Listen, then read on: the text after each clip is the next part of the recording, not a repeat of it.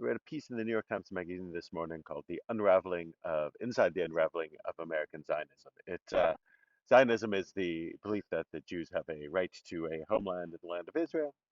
The acceptance of the UN partition plan implies the doesn't exclude a belief in a Palestinian state, which hopefully will someday live side by side with the state of Israel. I've got 2 minutes, so I'm not going to discuss the content in detail.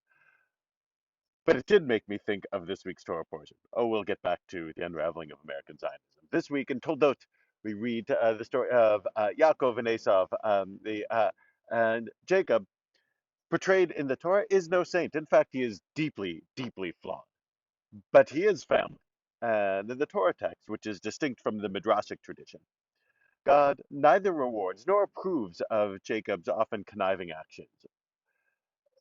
But God never lets the sense of covenantal loyalty flag, which is to say that there's a sense that Jacob is part of the covenant with Abraham and Sarah's descendants, and regardless of behavior, and Jacob will suffer for his behavior, he'll always be family. Disagreements will happen, that is to say, but abandonment will not. Now, that loyalty is expressed in love, meaning that a covenant, a loving relationship, is really only meaningful when it carries through hard times. Good times in a relationship being less complex to navigate. But getting through hard times is really the essence of a real relationship. And being honest about everyone's strengths and limitations is true in any relationship. And also, in a loving covenantal relationship, the promise that the loved one's interest will never be discounted.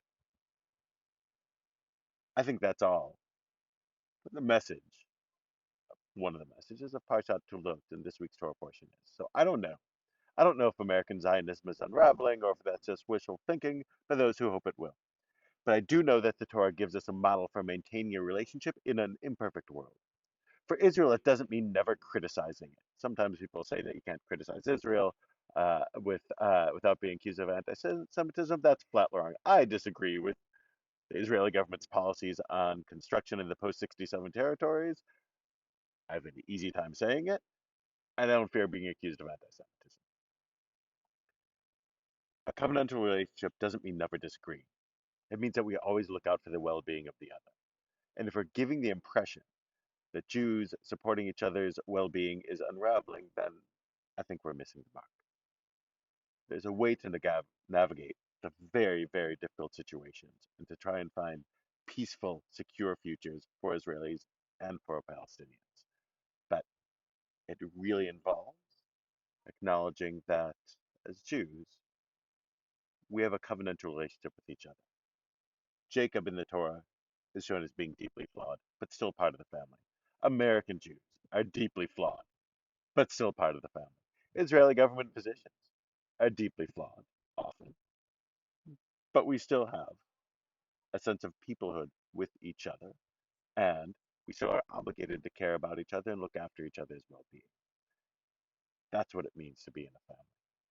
Shabbat Shalom.